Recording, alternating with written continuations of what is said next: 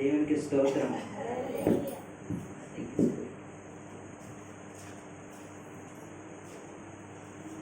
ముందుగా దేవాది దేవునికి కొంచెం తగ్గించు. ఆయన నేను స్తోత్రం చెప్తున్నానండి. అదేవిధంగా ఈ సమయం పాస్టర్ గారికి, పాస్టర్ అందరికి కూడా మీ అందరికీ వందనాలండి.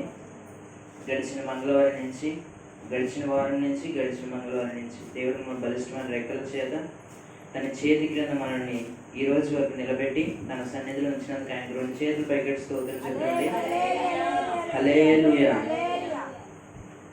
ఆయనకి మనం ఏమి ఇచ్చినా రుణం తీర్చలేం.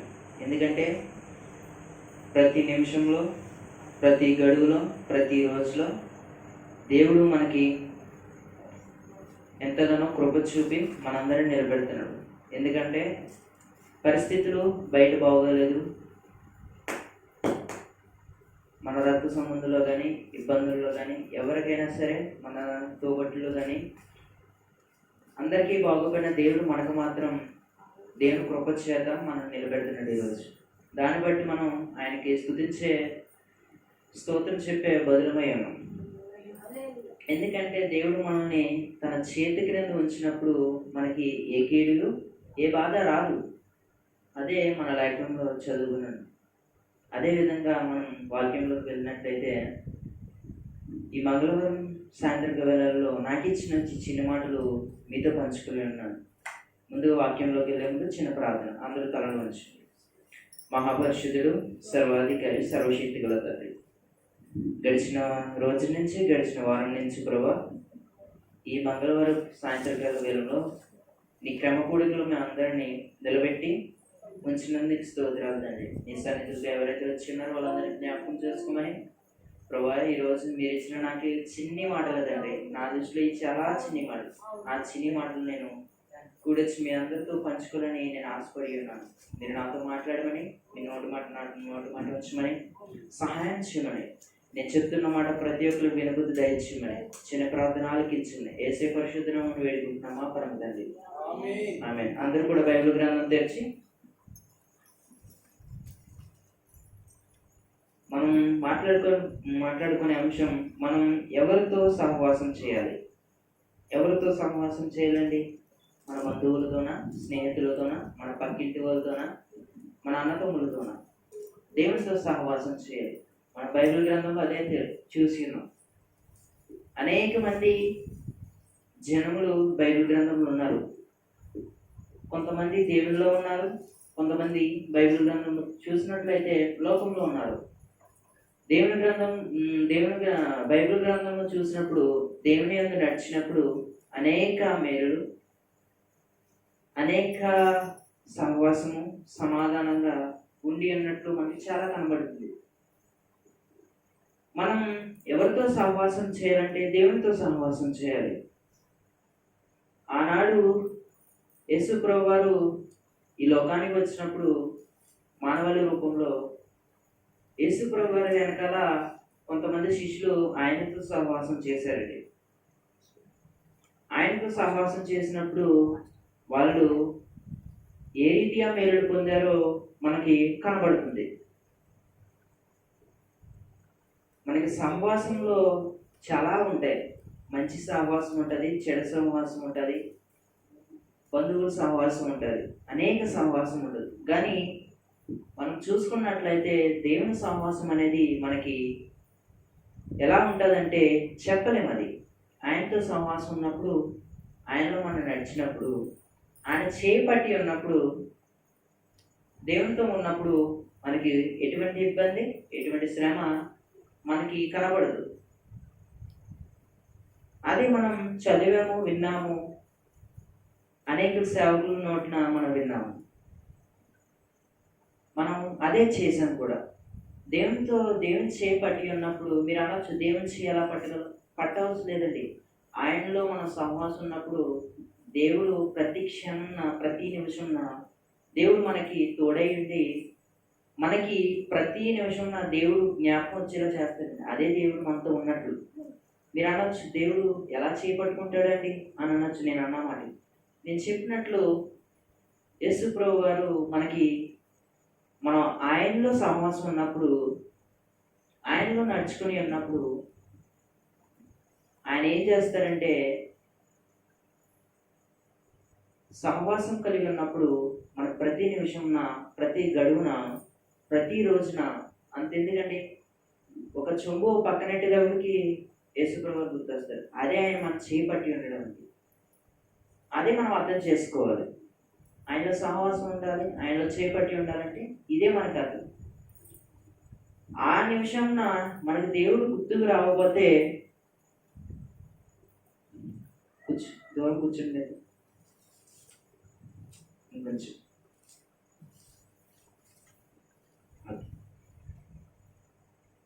దేవుడు మనకి సహవాసంలో ఉన్నప్పుడు దేవుడు మనకి చక్కని మాటలు అయితే ఈరోజు ఇస్తున్నాడు. సామెతల గ్రంథం తెరిచినట్లయితే అందరూ కూడా టీయర్స్ని వాళ్ళు, తీయగలిగిన వాళ్ళు తీయండి, తీయలేని వాళ్ళు ఇబ్బంది లేదు, వినండి చాలు. దేనికి స్తోత్రం, హల్లెలూయా. 13వ అధ్యాయం సామెతల గ్రంథము 13వ అధ్యాయం సామెతల గ్రంథం 13వ అధ్యాయం 20వ వచనం 20. జ్ఞానుల సహవాసము చేయవాడు జ్ఞానము గలవాడగును, మూర్ఖుల సహవాసము చేయవాడు చెడిపోవును. అందరూ ఒకసారి మరొక్కసారి దేవుని బిగ్గరగా హల్లెలూయా చెప్తారు. హల్లెలూయా. మనకి ఈ మంగళవారం సాయంత్రం వేళలో దేవుడు మనకి చక్కని మాటలు ఎంచి ఉన్నాడు. జ్ఞానం సహవాసము చేయవాడు జ్ఞానము గలవాడగును, మూర్ఖుల సహవాసం చేయవాడు చెడిపోవును. మూర్ఖుల సహవాసం అండి ఉన్నప్పుడు ఏమైపోతాం? చెడిపోతాం. మన కాలేకనం మనం ఆలోచించినట్లయితే జ్ఞానుల సహవాసము, మనం జ్ఞానం ఉన్న వాళ్ళు మనకి చాలా మంది కనబడతారు. కనబడినప్పుడు మనం బయట నడుచుకుని వెళ్ళినప్పుడు మనకి చాలా మంది కనబడతారు. చాలా తెలివిగా కూడా మాట్లాడతారు. కనబడరాళ్ళు, అమ్మో చాలా తెలివిగా మాట్లాడినాడు. 6 నెలలు సహవాసం చేస్తే 6 ఇయరే అయిపోతారు. ఎలీషా అయిపోయాడు, అలాగా అయిపోయాడు. 6 నెలలు సహవాసం చేస్తే 6 ఇయరే అయిపోతారు.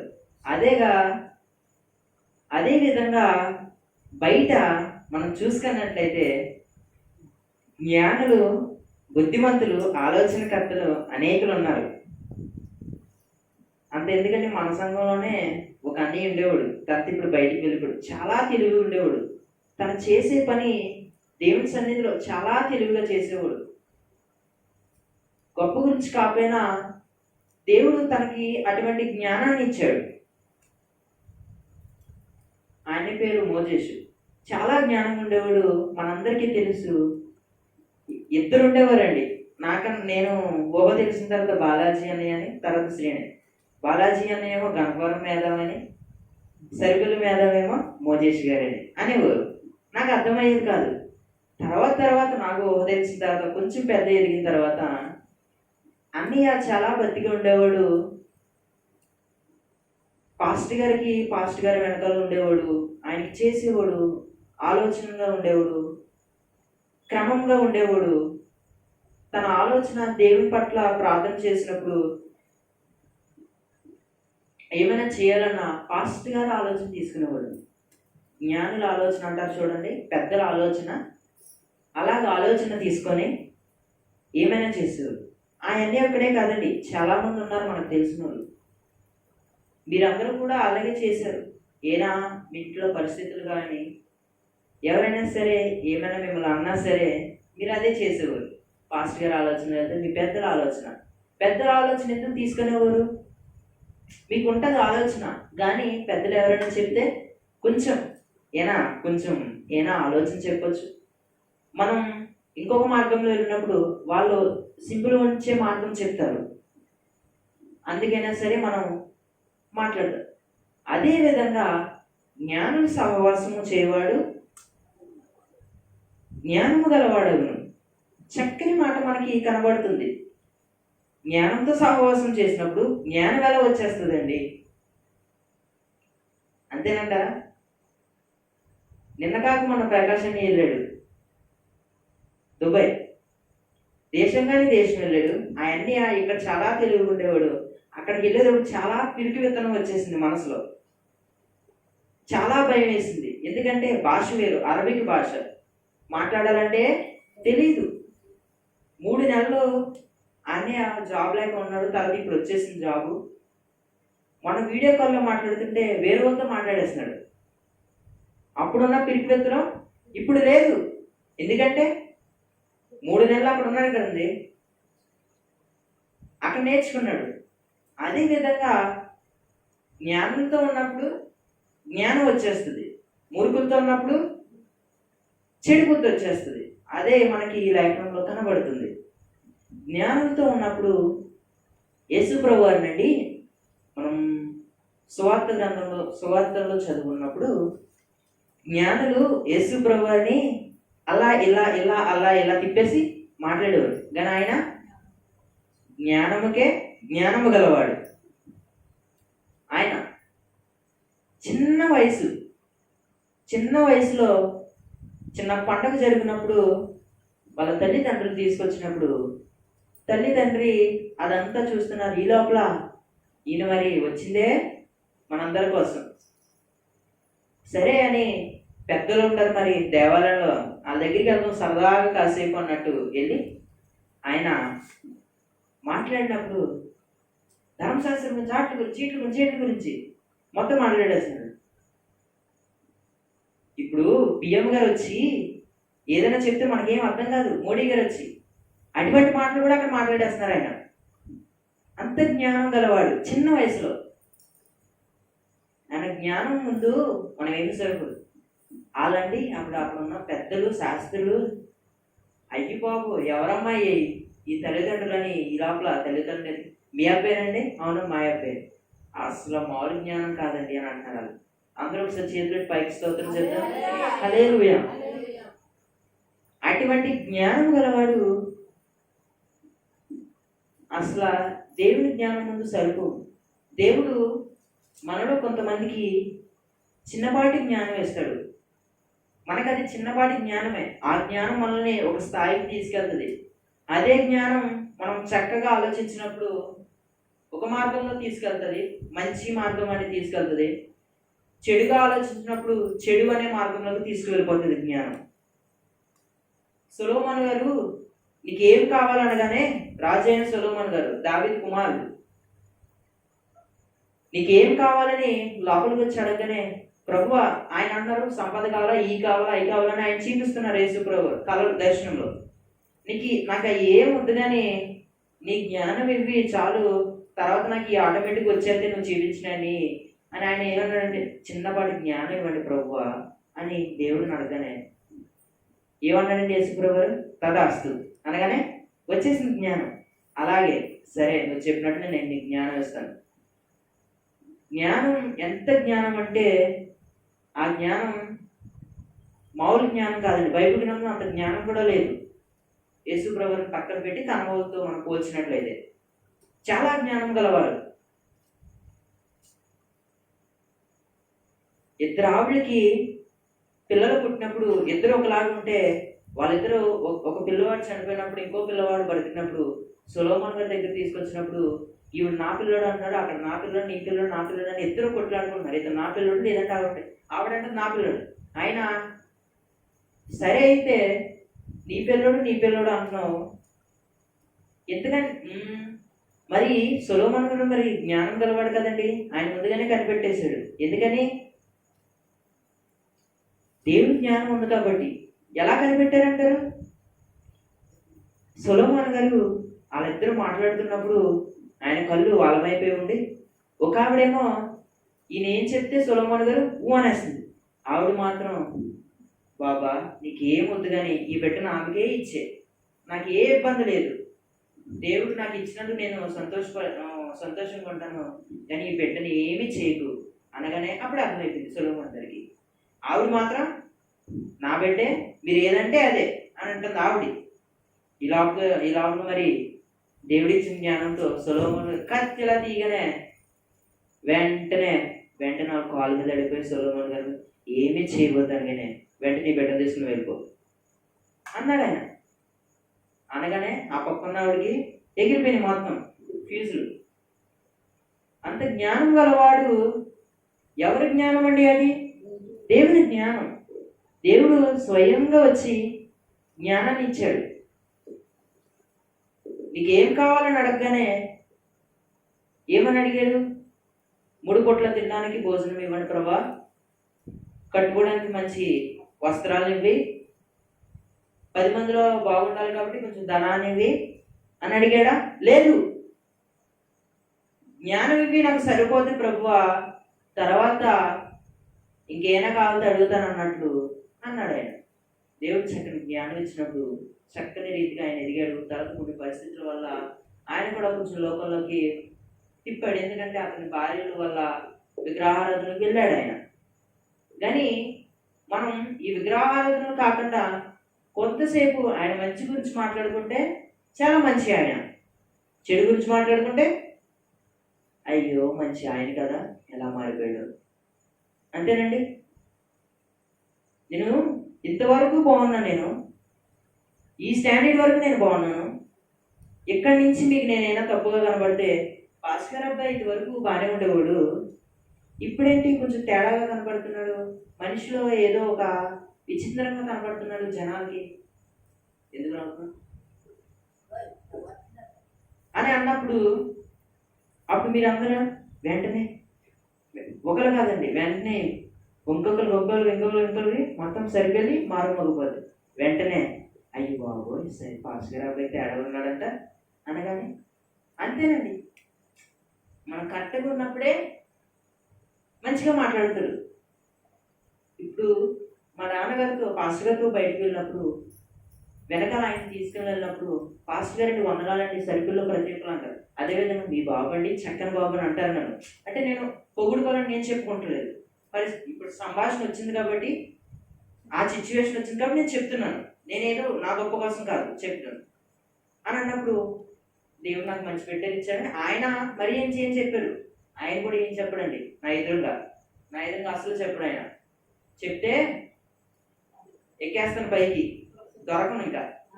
ఆయన మాట్లాడారండి, నేను ఆయన నా ఎదురుగా మంచిగానే ఉంటాడండి బాబు మంచిగా అని అంతే.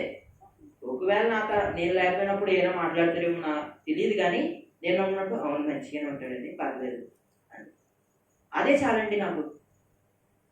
అదేవిధంగా సొలొమోను గారి దగ్గరికి వచ్చినప్పుడు ఆ జ్ఞానము మంచిగా ఉపయోగించినప్పుడు అక్కడ రాజులలో, సైన్యాధిపతులు, మంత్రులు, జనములు, ప్రజలలో చక్కని రాజు, జ్ఞానము గల రాజు, మంచి రాజు, తెలివి గల రాజు అని అనుకున్నారు. తర్వాత కొన్ని పరిస్థితుల వల్ల ఆయన అక్కడికి వెళ్ళి విగ్రహారాధన చేయడం, అక్కడికి వెళ్ళి పూజించడం, దేవతలకి అర్పణలు చేయడం, అతని భార్య వల్ల కాదనలేక, ఎందుకంటే ఆయన చాలా పిల్లలు చేసుకున్నారు, వివాహాలు చేసుకున్నారు కాబట్టి కొన్ని పరిస్థితుల వల్ల ఆయన కాదనలేక కొంచెం వెళ్ళారు ఆయన. అంతే కదండి. మంచి గురించి మాట్లాడుకున్నప్పుడు మంచి మొత్తం విస్తరించిపోతుంది. చెడు గురించి మాట్లాడుకున్నప్పుడు ఒక్కసారి వెళ్ళిందంటే ఆ మంచి అనేది గుర్తురాదు, ఎవరికీ గుర్తురాదు. ఎంత చక్కగా ఉన్నా, నువ్వు తర్వాత ఎంత మంచిగా ఉండాలనుకున్నా మంచి గుర్తురాదు. ఇంకా ఈ అబ్బాయి ఎలా చేశాడు, లేదంటే ఎవరితో గొడవ పెట్టుకున్నాడు రోడ్డు మీద, పాస్టర్ గారు అబ్బాయి ఇంతలా పెట్టుకుంటాడు, అసలు ఆయన ఎంత చక్కగా ఉన్నాడు పాస్టర్ గారు. ఆయన నా చిన్నప్పటి నుంచి తెలుసు, ఆయన చాలా విధేయంగా పెరిగాడు, ఆ తల్లిదండ్రులు ఎదురుగా మంచి దైవజనుడు అయ్యాడు, ఈ కుమారుని కూడా పెంచాడు కదా, మరి ఇలా అబ్బాయి ఏమయ్యాడు అని అనుకుంటారు. ఖచ్చితంగా అనుకున్నప్పుడు కూడా తర్వాత కానీ మారిపోయాడు ఇతను అని అంటారు. అదేవిధంగా జ్ఞానులతో సహవాసం చేసినప్పుడు జ్ఞానం కలుగుతుంది. ఇప్పుడు యేసు ప్రభువుతో అండి శిష్యులు ఉన్నప్పుడు 12 మంది శిష్యులు, ఇస్కరియోతు యోధ మొత్తం వీళ్ళందరూ ఉన్నప్పుడు ఆయనతో ఉన్నారు. ఆయన చేసిన కార్యం చూశాడు, ఆయన ఎలా మాట్లాడాడో తెలివిగా మాట్లాడాడు. ఆయన తెలివండి, మీలో ముందుగా వచ్చి ఈమె మీద రాయి వేసినప్పుడు ఎవరో రాయి వేయండి అన్నాడు. అంతమంది జనంలో మోషే ధర్మశాస్త్రంలో ఉంది, వ్యభిచారం చేసి పట్టుబడింది మాకు, వెంటనే ఈవిని రాళ్ళు తీసుకొని కొట్టేయాలి. ఎందుకంటే దేవుడు ముందుగానే చెప్పేశాడండి ఇశ్రాయేలు ప్రజలకి. మోషే ఉన్నప్పుడు ఆయన ఉన్నప్పుడు చెప్పి తప్పు చేస్తే మనకే లేటుగా శిక్షలు ఇప్పుడు పడుతున్నాయేమోనండి. ఎప్పుడో తప్పు చేస్తే నువ్వు ఎప్పుడో సన్నిధి మానేస్తే అలా సన్నిధి మానేసి ఉంటే దేవుడు ఒక రోజు వెనకాల నుంచి పెట్టమని అయితే అది అప్పుడండి, అప్పుడు గుర్తొస్తుంది. కానీ అప్పుడు కాదండి, వెంటనే ఇక్కడ నుంచి పెట్టి నేను పాదాలుగా గర్భం తెరుస్తాను వెంటనే ఇలా చీపుకొని అలా ఆడిపోయేవారు. వెంటనే ఆకాశం నుండి అగ్ని దిగి వస్తుంది, వెంటనే ఆమె కాల్చేస్తాను అనేది వెంటనే తగలబడిపోయేవారు. దేవుని మాట అంత పవర్ అండి. అలాగా మోషే గ్రంథంలో ధర్మశాస్త్రంలో రాళ్ళతో కొట్టేయాలి అని అన్నప్పుడు యేసుప్రభువు మరి వాళ్ళ ప్రభు వారి ముందు వాళ్ళు ఎక్కడండి ఏం సరిపోతారు? మోషే గ్రంథంలో ఉంది యేసు బుధగుడా మరి నువ్వు ఏం చేయాలనుకుంటున్నావు, మరి నీ దగ్గర తీసుకొచ్చి నువ్వేమైనా సలహా చెప్తాను. మరి ఆయన జ్ఞానం గలవాడు కదండి. వెంటనే మీలో తప్పు చేయనివాడు ముందుగా పెద్ద రాయ అసలు చిన్న రాయ మీద వేయండి, తర్వాత నేను చెప్తాను. ఒక్కరు వేసారండి, ఏం లేదు వెళ్ళిపోయారంటే చిన్న వాళ్ళతో మొదలుకొని పెద్దవాళ్ళతో మొదలుకొని అందరూ వెళ్ళిపోయారు. అప్పుడు ఆయన అంటారు జ్ఞానం గలవాడు కాబట్టి యేసుప్రభు గారు, అమ్మా నేను కూడా వేయను నీ మీద, నువ్వు వెళ్ళిపో, ఇంకెప్పుడు ఇలా చేయగలరు అని. అలాగే ప్రభు అని ఆవిడ. ఎంత జ్ఞానం గలవాడండి ఆయన,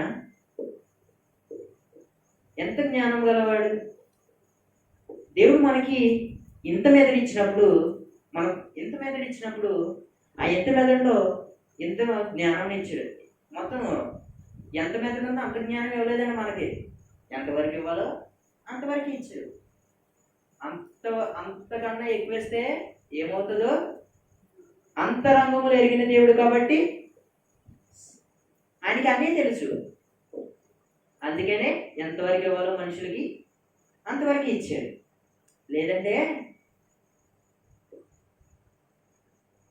లేకపోతే ఏమవుతుందండి, దేవాలయం అంటేనే ఆకాశాన్ని కట్టాలనుకున్నారు పాత నిబంధనలో. గాబేలు గోపురం కట్టేయాలనుకున్నారు, కానీ ఏం చేశాడు, అక్కడే భాషలు మార్చేశాడు. అలాగుంటుందండి మనుషుల జ్ఞానం. అతి ఆలోచన అండి, ఎందుకు పనికిరాని ఆలోచన అది. అందుకే దేవుడు ఎక్కడ ఉంచాలో అక్కడే ఉంచాడు మనల్ని. ఎంతవరకు ఇవ్వాలో అంతవరకు ఇచ్చాడు. ఎవరికి ఎలా ఇవ్వాలో అలాగే ఇచ్చాడు. ఎవరిని ఎలా పెట్టాలో అలాగే పెట్టాడు ఆయన యేసుప్రభు వారు. ఆయన మనకి ఈరోజు సామెతల గ్రంథంలో జ్ఞానము గలవాడు జ్ఞానం వచ్చేస్తుంది. మూర్ఖులతో ఉన్నప్పుడు చెడిపోతారు, నాశనం అయిపోతారు, ఇంకెందుకు పనికిరాం. మనకు అదే మాట కనబడుతుంది. ఈ మాట చక్కని మాట. మనం కూడా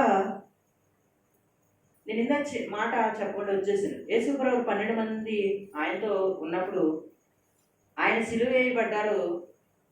ఆయన 40 రోజులు ఉన్న తర్వాత ఆయన మెగారూఢుడై వెళ్ళిపోయాడు ఆయన.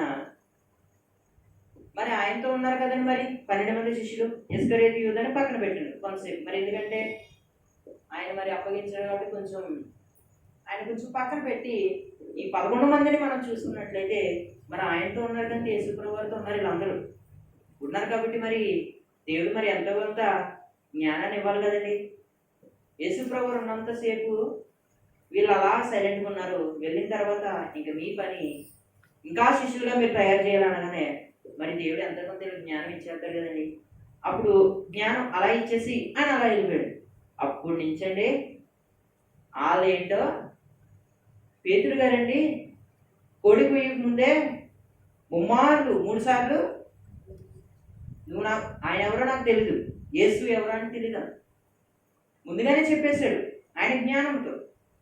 అదే జ్ఞానం పేతురు గారు అన్నా సరే ఆయన ఇంకా ప్రభు నన్ను క్షమించని పేతురు గారి గురించి అండి మాట్లాడితే ఆయన చేసింది కార్యం ఒక్కసారి చదువుతుంటే అపోస్తలుల కార్యంలో దిమ్మ తిరిగిపోద్దండి. అసలు ఆయన కార్యం చదివితే నన్ను ఏడుందండి. సపోజ్ నేను పేతురు గారు అనుకోండి, కుంటోలు పక్కన చనిపోయిన పక్కన ఇలా నీడ పడితే లేచి నుంచునేవారు. ఏంటండి అంత పవర్? అంత పవర్ దేవుడు ఇచ్చేసి వెళ్ళిపోయాడు. ఆ జ్ఞానం వాళ్ళకి, అంత శక్తి. అదేవిధంగా మనకు టైం సరిపోదు కాబట్టి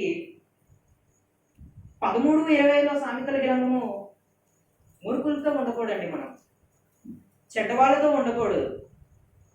చెడ్డవాళ్ళతో ఉండకూడదంటే మనకి ముందుగానే తెలుసు ఎవరు ఎటువంటి వాళ్ళో తెలుసు. మనకు ముందుగా ఈవిడ ఇటువంటి వావిడి, ఎక్కడ చిచ్చు పెడుతుంది అక్కడ వెళ్తుంది, ఎక్కడ నన్ను చీ అంటది, ఎక్కడ నన్ను పొగిడినా అక్కడ చీ అంటది. పాస్టర్ గారండి మీరు మంచివారు అంటారు, అక్కడికి వెళ్ళగానే మా పాస్టర్ గారండి తిడతారండి అనరా? వాళ్ళే మూర్ఖులండి, ఎవరు అవసరం లేదు. వాళ్ళే మూర్ఖులు. వాళ్ళతో ఎంతవరకు ఉండాలో, ఎందుకంటే దేవుడు మరి మీకు జ్ఞానం ఇచ్చాడు కదా, ఆ జ్ఞానంతోనే సరిపెట్టారు. అక్కడికి ఎక్కువగా వెళ్ళినా 6 నెలలు సహవాసం చేస్తే ఖచ్చితంగా.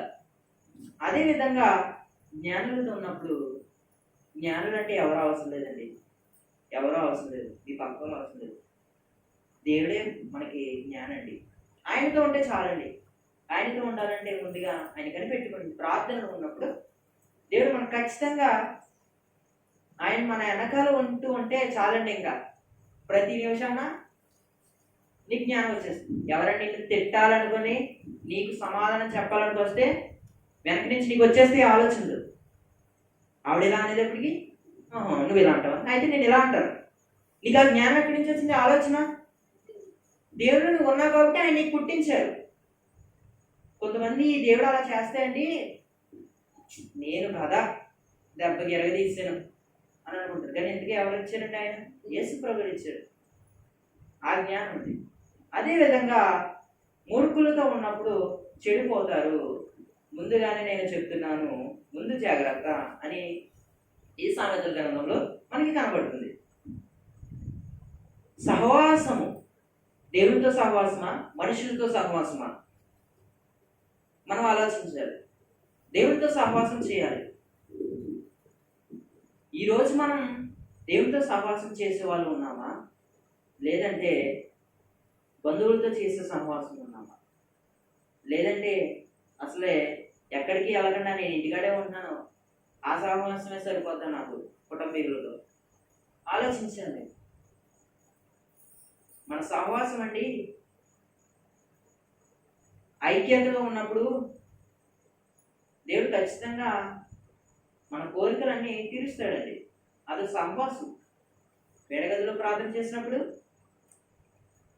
ఆకాశం నుండి శబ్దంతో, ఆయన ఊరికినే రాలేదండి, సైలెంట్గా వచ్చి అభిషేకం ఇచ్చేయలేదు పరిశుద్ధాత్మ. అక్కడ ఉన్న ప్రజలందరికీ తెలియాలి ఆయన ఎవరో అని. పెద్ద గాలితో శబ్దముతో టప టప టప టపడం కిందకు వచ్చేసి ఆయన పని అక్కడ ఉన్న వాళ్ళందరికీ పరిశుద్ధాత్మని ఇవ్వగానే, ఆ పరిశుద్ధాత్మ ఎక్కడి నుంచి వచ్చిందండి? వాళ్ళకి సహవాసము. వాళ్ళందరూ సహవాసం నుండి కూడి ప్రార్థన చేశారు.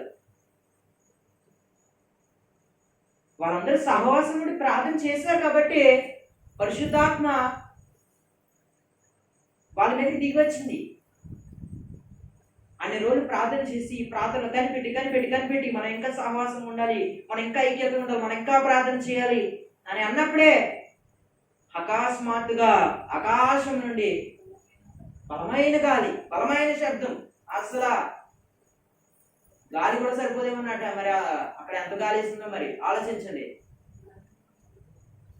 గాలి వంటి పెద్ద ధ్వని రాగానే వెంటనే అయ్యి బాబోయ్, అక్కడ ఉన్నానంటండి. అక్కడున్న ప్రజల మధ్యలో ఉన్నప్పుడు అక్కడ అనేక భాషలు మాట్లాడే వాళ్ళు ఉన్నారంటండి. మనకి 2వ అధ్యాయంలో ఉంటుంది. మొదటి అధ్యాయం 2వ అధ్యాయం ఉంటుంది. 2వ అధ్యాయంలో అండి ఉంటుంది. లాస్ట్లో చదువుకుంటే అనేక భాషలు అండి. అక్కడ ఉన్న ఎన్ని భాషల మంది ఉంటారో అన్ని భాషలు మాట్లాడేస్తున్నారంటే ఎవరిచ్చారండి వాళ్ళకి ఆ జ్ఞానం? దేవుడు ఇచ్చారు. అప్పటి నుంచి స్టార్ట్ చేశారండి. ఇంకా చూసుకోండి, అపోస్తల కార్యం చదువుకుని వెళ్తుంటే అయ్యి బాబోయ్ మామూలుగా ఉండదండి. ఇంకా అపోస్తల కార్యం చదవండి. అటువంటి జ్ఞానం మనం పొందుకోవాలి. అదేవిధంగా మూర్ఖులతో ఉండకూడదని మనకి కనబడుతుంది. అదే గ్రంథము సామెతల గ్రంథం 15వ అధ్యాయం 31వ వచనం చదివి వినిపించండి. జీవార్థమైన ఉపదేశమును అంగీకరించు వానికి జ్ఞానుల సహవాసం లభించును. అందరూ ఒకసారి స్తోత్రం చెప్తాండి. హల్లెలూయా. ఇక్కడ జీవార్థమైన ఉపదేశం మనకి ఉపదేశిస్తారు అనేకులు, మనకి చెప్తూ ఉంటారు అనేకులు. మన ఇంటికాడ చెప్తూ ఉంటారు కొన్ని మాటలు, నువ్వు అలా ఉంటే ఓకే, ఇలా ఉంటే ఓకే అని కొన్ని మాటలు చెప్తారు. అవి మంచియో చెడ్డయో ఆలోచించాలి. ఆలోచించినప్పుడు ఆ ఉద్దేశం అనేది అంగీకరించినప్పుడు జ్ఞానం వస్తుంది. అదేవిధంగా దేవుని సన్నిధిలో ఉన్నప్పుడు మనం జ్ఞానం పొందుకోవాలంటే సేవకులు చెప్పే మాటలతో మనం ఏమైతే ఆ జీవం ఉందో ఆ జ్ఞానాన్ని మనం తెలుసుకున్నప్పుడు దేవుడు మనకి ఖచ్చితంగా ఆ జ్ఞానాన్ని ఇస్తారు, మీరు లభిస్తారు, లభించును అని ఉంది. సహవాసము మనం మాట్లాడుకునేది సహవాసము, జ్ఞానం సహవాసము. మన దీంట్లో చూసుకుంటే జ్ఞానం సహవాసం చేయాలి. మొదటిగా మనం చూసుకున్నాం జ్ఞానం సహవాసం చేయాలి. ఆ సహవాసం చేసినప్పుడే మనం దేవుడు ఖచ్చితంగా స్థాయికి నిలబెడతాడు. అదేవిధంగా మనం రెండో దానికి వస్తే అపోస్తలుల కార్యము 2వ అధ్యాయం, అపోస్తలుల కార్యము 2వ అధ్యాయం 42వ వచనం చదవండి. మీరు అపోస్తలుల బోధయందును సహవాసమందును రొట్టె విరుచుట యందును ప్రార్థన చేయుట యందును ఎడతెగక ఉండేది. మనకి చక్కని మాట కనబడుతుంది. ఈ మాట ఎవరు చెప్తున్నారండి? మన పైన చూసుకుంటే పేతురు గారు చెప్తున్నారు. 35 నుంచి ఒకసారి స్పీడ్గా చదువుకొచ్చేది.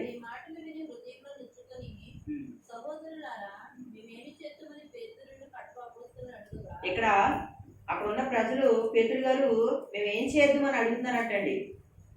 పేతురు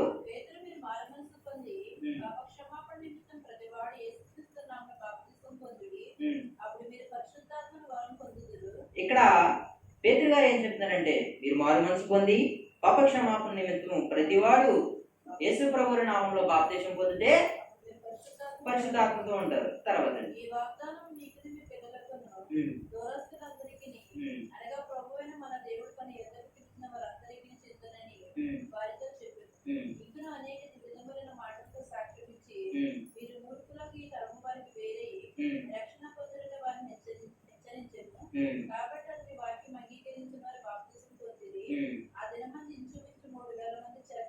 అయ్యి బాబు ఎంతమంది అంటే అప్పుడు వాళ్ళు ఎంతమందో చూసుకుంటే 3000 మంది.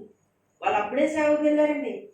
పేతురు గారు వీళ్ళందరూ అప్పుడే ప్రయాణం స్టార్ట్ చేశారు. వాళ్ళు 3000 మంది అక్కడ పేతురు గారు వీళ్ళందరూ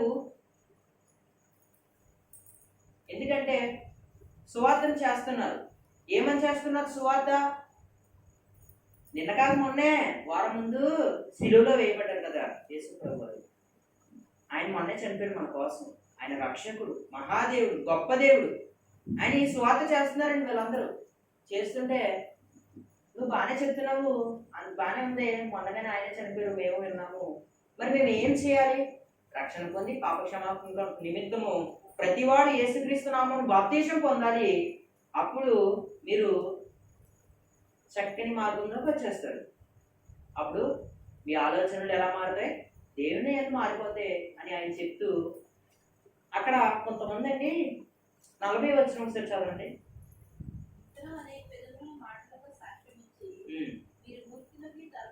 మీరు మూర్ఖులకు చూడండి, ఇక్కడ మూర్ఖులు వచ్చేసారు. మళ్ళీ అక్కడ కొంతమంది మారతాయండి. మరి ఇంకొకరు మరి ఉంటారు కదండి మధ్యలో చిచ్చు పెట్టేవాళ్ళు. వాళ్ళు వచ్చేసి ఏంటిది అంతా అన్నట్లు మాట్లాడుతుంటే పేతురు గారు అంటున్నారు మీరు ఎలాగే ఉంటారేమో మారండి అని హెచ్చరించాడు ఆయన. మూర్ఖులు అంటే మూర్ఖులు అంటే ఎవరండి అంటే ఆ సమయం యేసు ప్రభువుని అంగీకరించకుండా ఉన్న వాళ్ళు వాళ్ళు ఏమంటున్నారంటే మేము అంగీకరించము, ఆయన్ని అలా మాట్లాడు. సరే, మీరు అంగీకరించకపోయినా నేను చెప్తున్న మాట, హెచ్చరిస్తున్నాను, మారండి మీరు కూడా అని చెప్పి మనం 42వ వచనంలోకి వచ్చేద్దాం. మనం మీరు అపోస్తుల బోధ యందును సహవాసమందును రొట్టె విరుచుటి యందును ప్రార్థన చేయడి యందును ఎడతెగలేదు. మనం చదువుకున్న మాట 42వ వచనం. మనం పైనుంచి చదువుకుని ఉంటే పేతురు గారు చెప్తున్న మాట మనం చూస్తున్నాం. ఆయన వాళ్ళందరితో కూడా ఏమంటారంటే అపోస్తుల యందును సహవాసమందును రొట్టె విరుచుటి ప్రార్థన ఎడతెగక ప్రార్థించి, మీరు ప్రతి దాంట్లో కూడా ప్రార్థించి. సహవాసం ఎవరితో సహవాసం? ఎవరితో సహవాసం అండి? ఇక్కడ సంఘంతో సహవాసం చేయమంటారు, అక్కడ ఉన్న అపోస్తులతో సహవాసం చేయమంటున్నారు. వాళ్ళందరికీ చెప్తున్నారు. ఇంచుమించు 3000 మంది అంటండి అక్కడ చేర్చబడ్డారు, అక్కడికి వచ్చారంటండి. వాళ్ళందరికీ చెప్తున్నారు, మూర్ఖులుగా ఉంటారా? ఇంకా చెడుతనంలోనే ఉంటారా? మీరు నా దగ్గరికి వస్తారా? యేసు ప్రభువు దగ్గరికి వస్తారా? మీరు నిన్నగా మొన్నే శిలువలో వేయబడ్డారు. ఆయన రక్షకుడు, మహాదేవుడు. మీరు అందరూ చూశారు కదా కార్యములని. వాళ్ళు అక్కడ పేతురు గారు వీళ్ళందరూ వివరిస్తున్నారు అని చెప్పి సహవాసం ఉన్నది. ఎవరి సహవాసం అండి? కీర్తన గ్రంథం 1వ కీర్తన 1వ వచనం, దుష్టుడు ఆలోచన చెప్పి నడవక, పాపుల మార్గం నిలవక, అపహాసులు కూర్చుండ చోటు కూర్చుండగా యెహోవా ధర్మశాస్త్రం ముందు ఉండాలి. అక్కడ సహవాసం ఎవరితో కనబడుతుంది? దుష్టుల్లో సహవాసం దుష్టుల్లో దగ్గర కూర్చుని వాళ్ళతో సహవాసం చేయమని చెప్తున్నారా? కాదు. పాప క్షమాపణ నిమిత్తము యేసుక్రీస్తు నామంలో బాప్తిసం పొందండి అని చెప్పి వాళ్ళంటే, ఈ మూర్ఖులు అన్న వాళ్ళు దుష్టుల ఆలోచన చెప్పున్నాడవుగా, పాపుల మార్గం నిలవుగా, అపహాసులు కూర్చుండగా. దేనికండి మనకు అది? దుష్టుల దగ్గర కూర్చోవాలా? అంటే దేవుడి దగ్గర, మార్గ దగ్గర కూర్చోవాలా? దేవుడిని వ్యతిరేకించే వారి దగ్గర ఉండాలా? కాదు. పేతురు గారు చెప్తున్న మాట, యేసు ప్రభు వారి యందు బాప్తిసం పొందండి, అప్పుడు మీ సహవాసం తీసుకుని, మీరు బాప్తిసం పొందిన మాతో సహవాసం ఉండండి, దేవునితో సహవాసం ఉండండి, అప్పుడు మీరు సహవాసంతో పాటు ప్రార్థన చేయండి ఎడతెగక అని అంటున్నారు ఆయన. ఎడతెగక ప్రార్థన చేయాలి. ప్రార్థన మనకు ఆయుధం అండి. ఇక్కడ మనం రెండోదిగా చూస్తున్నాం భక్తులతో సహవాసం. ఇక్కడ పేతురు గారు భక్తులతో సహవాసం చేస్తారు. అదేవిధంగా వీళ్ళందరూ కూడా సహవాసం చేస్తున్నారు. చక్కనిగా పేతురు గారు చూసుకున్నట్లయితే అనేక మంది మార్చాడు, అనేక మందితో సహవాసం ఉన్నాడు. దేవునిలో సహవాసం ఉండేలాగా వాళ్ళు సిద్ధపరిచాడు ఆయన. ఎంత సహవాసం అండి! మనకి ఎంత సహవాసం ఉండాలి? ఎవరో ఏదో అంటే వెంటనే చీ అంటారు. దేనికండి మనకు అది? ఒకరికొకరు సహవాసం ఉండాలి. మనం ఆ సహవాసమే మనం బలపరుస్తుంది. సహవాసం లేకపోతే మనం ఏం చేయగలం చెప్పండి? నేను చెప్తున్న మాట, సంఘంలో పేతురు గారి కోసం ప్రార్థన చేశారు, సహవాసంగా ప్రార్థన చేశారు. వాళ్ళు ప్రార్థన చేసినప్పుడు ఆయన సంఖ్యలు వేసి బయటికి వచ్చేసారు. అదో సహవాసం. వాళ్ళందరూ ఒకరి చేయి ఒకరు పెట్టుకుని ప్రార్థన చేశారని పట్టుకొని, అదొక సహవాసం. అదే విధంగా మన సహవాసం ఎలా ఉండాలి? సంఘంలో ఐక్యతగా ఉండాలి.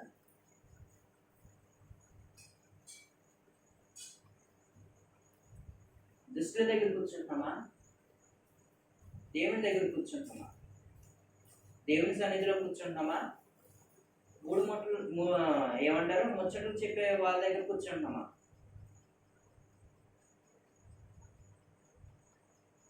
మనం అదే ఆలోచించాలి. మన దేవునితో సహవాసం ఉండాలంటే ఏం చేయాలి అని చూసుకున్నాం. జ్ఞానంతో సహవాసం ఉండాలి, గురుకులతో కాదు. జీవార్థమైన ఉపదేశం అంగీకరించడానికి సహవాసం లభించదు, జ్ఞానం లభించదు.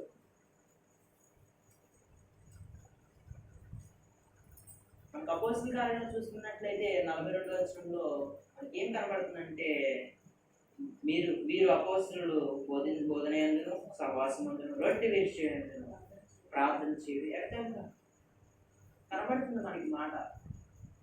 ప్రార్థన చేయాలండి. మనకు సహవాసం లేకపోవచ్చు,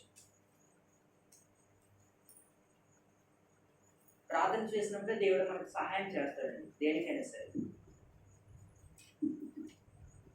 అదేవిధంగా మనం 1 కొరింథీయులకు రాసిన పత్రిక, మనకి పౌలు గారు చెప్తున్న మాట 1 కొరింథీయులకు రాసిన పత్రిక 1వ అధ్యాయం 9వ వచనం చదవండి. మన ప్రభు అయిన యేసుక్రీస్తును తన కుమారుని సహవాసమునకు మిమ్మల్ని పిలిచిన దేవుడు నమ్మదగిన వాడు. అందరూ ఒక స్తోత్రం చెప్తామండి.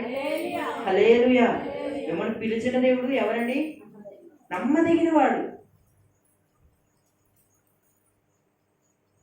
పౌలు గారండి కొరింథీ సంఘానికి చెప్తున్న మాట, మిమ్మల్ని పిలిచిన దేవుడు నమ్మదగిన వాడు, ఆ దేవునిలో మీరు సహవాసం ఉండండి అని చెప్తున్నారు ఆయన. మన ప్రభు అయిన యేసుక్రీస్తు అను తన కుమారుని సహవాసంలో ఉన్నారు. యేసు ప్రభు వారి సహవాసంలో ఉన్నారు. పౌలు గారు చెప్తున్న మాట, పౌలు గారిని చూసి సహవాసంలో నడవండి అని ఆయన అంటున్నారు. నన్ను చూసి నడవండి. ఎందుకన్నారు ఆ మాట? ఎందుకంటే పౌలు గారు దేవునిలో నడుస్తున్నాడు కాబట్టి.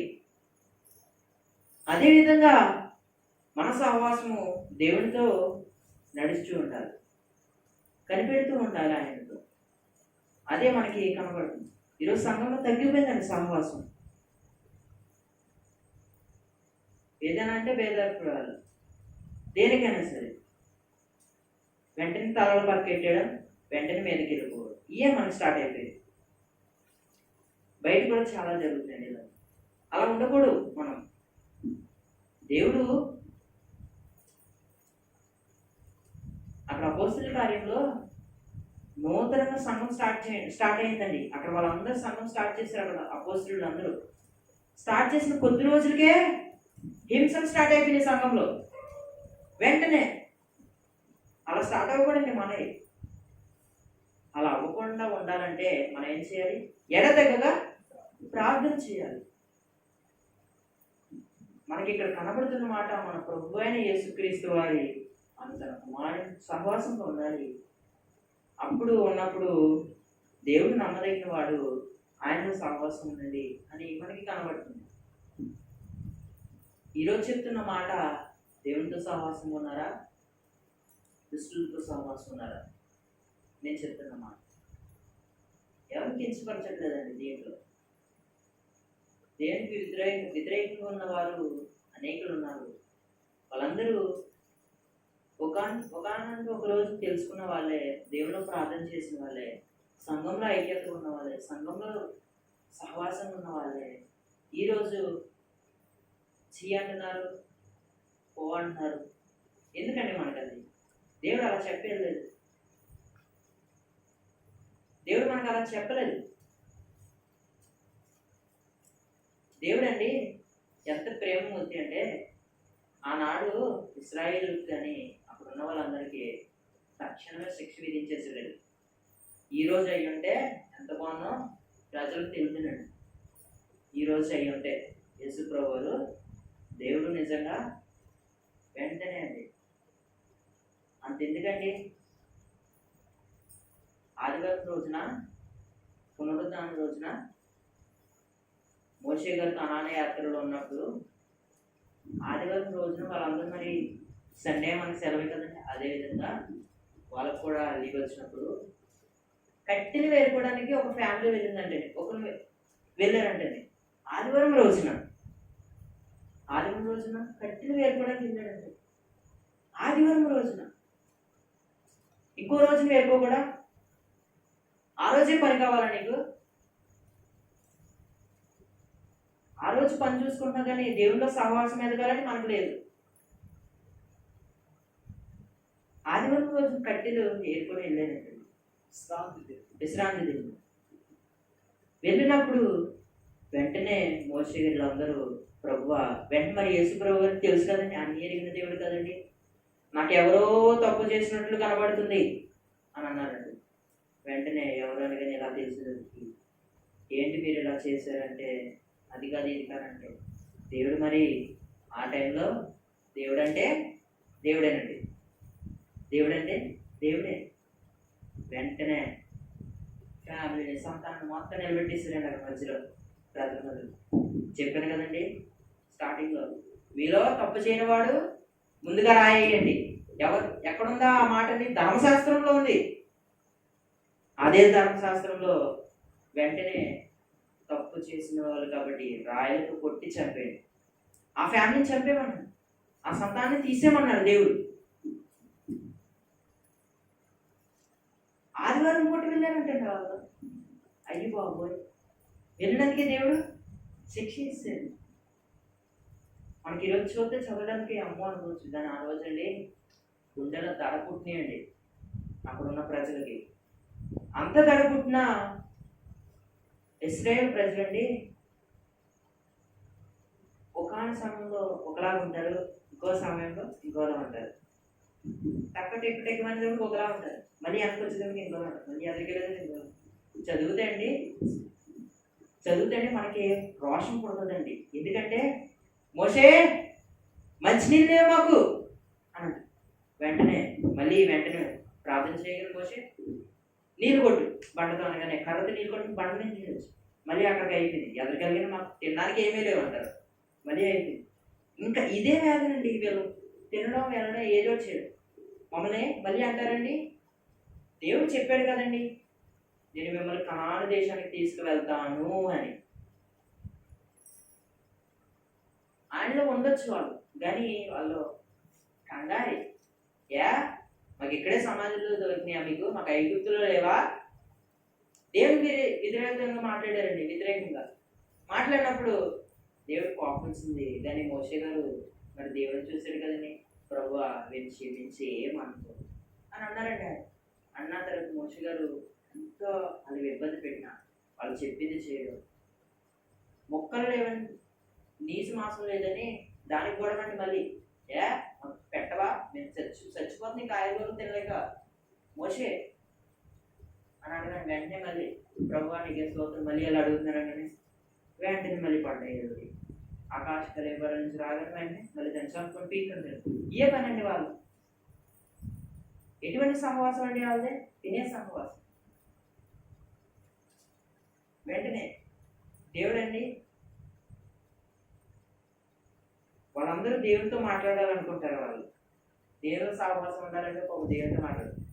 మీరు మాట్లాడలేరురా బాబు అని మోషేగా చెప్పినా, మేము మాట్లాడతావా, నువ్వే మాట్లాడతావా, మాకు తెలియదా దేవుడు ఎవరో అని మోషేని గద్దించుకునే, నీ ఇష్టం బాబా అని ప్రభువా నీతో మాట్లాడు చెప్పాను కదండి. పరిశుద్ధాత్మ దిగినప్పుడు ఎలా వచ్చారు?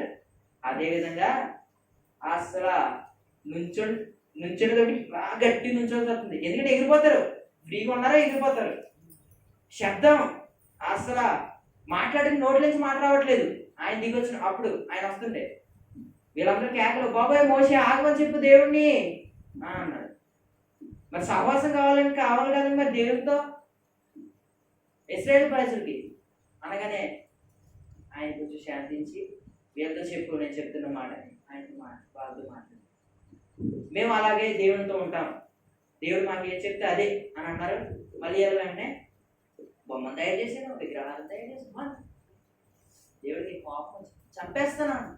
మరి వెంటనే తీర్పు కదండి, తక్షణమే తీర్పు. మీరు దేనైనా చేయించినప్పుడు దాని అక్కడున్న అక్కడ ఏమైనా బంగారం తీసుకురాకన్నాను. నేను దాంట్లో ఒక వ్యక్తి తీసుకొచ్చినప్పుడు మీలో ఒక వ్యక్తి తీసుకొచ్చాడు, ముందుగా చెప్పమను అని అన్నప్పుడు చెప్పలేదండి. తర్వాత దేవుడు ఒక్కొక్క అంశాన్ని నిలబెట్టాడు. ప్రభువా ఇతన కాదు, అలా చివరికి అతను వంశం వచ్చేటప్పటికి ప్రభు ఇతను అంటే ఇతనే అని దేవుడు అనగానే వెంటనే నువ్వు ఎందుకు ఇలా చేసా అంటే బంగారాన్ని దాచిపెట్టుకుని తన గుడారం కింద పెట్టుకున్నాడు. బంగారం ఏం చేసుకుంటాడు? బంగారం ఆయన దేవుడు చెప్పాడు వద్దని, అయినా వెళ్ళలేదండి అతను. దేవుడు వెంటనే నిలబెట్టాడు, శిక్ష చేశాడు, తగలబెట్టేసాడు ఆ ఫ్యామిలీ. సంతానం లేకుండా చేశాడండి ఆయన. దేవునితో సహవాసం ఉండాలంటే ఇవన్నీ మనం ఎరిగి ఉండాలి. ఆయనలో ప్రేమ అనే సహవాసం ఉంది, కోపం అనే సహవాసం ఉంది, ఎన్నో సహవాసాలు ఉన్నాయని ఆయనతో మనం చూసుకున్నట్లయితే. క్రీస్తు సహవాసం, యేసుక్రీస్తు అనే సహవాసము పిలిచిన దేవుడు నమ్మదగిన వాడు. ఎంత నమ్మదగిన వాడు! మన నమ్మకం కూడా సరిపోదండి. నువ్వు వెళ్ళొద్దురా అనగానే సరే నేను వెళ్ళను, వీడు వెళ్ళేటప్పటికి వీడు వెళ్ళొచ్చేస్తాడు, ఇతను వెళ్ళొచ్చేస్తాడు, ఇతను ఎవరైతే. దేవుడు అలా కదండి, నేను చేస్తానంటే చేస్తాను. ఆయన చేయలేదు, టైం పట్టిందండి, దానికంటే ఒక టైం ఉంది, ఆయన చేస్తాడు. నమ్మదగిన దేవుడు అండి ఆయన. ఎంత నమ్మదగిన దేవుడు, చక్కని దేవుడు. అటువంటి దేవుడు మనకు వచ్చినందుకు మనం సంతోషించాలండి. అందుకే మనం చూసుకున్నట్లయితే సహవాసం, మిమ్మల్ని పిలిచిన దేవుడు నమ్మదగిన వాడు.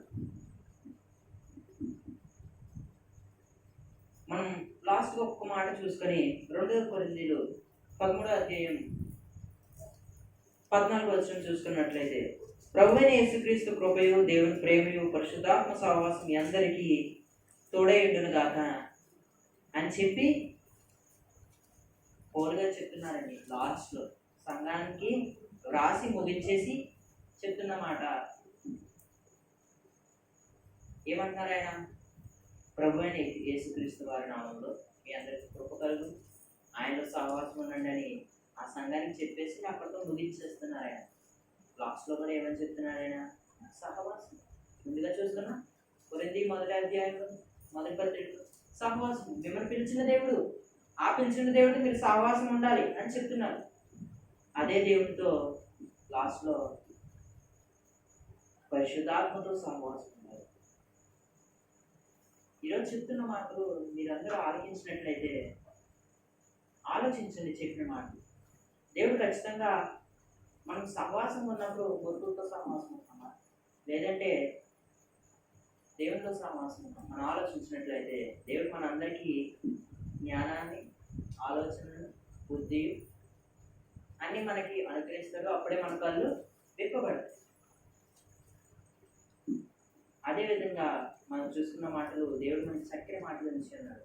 దీన్ని బట్టి మనం సంతోషిస్తూ దేవునికి కృతజ్ఞతలు స్తుతిస్తూ, దేవుడు నాకు ఇచ్చిన మాటలు మీతో పంచుకున్నందుకు నేను కూడా ఆయన స్తుతిస్తూ ఈ చిన్న మాటలు దేవుడు దీవించుకుంటాను.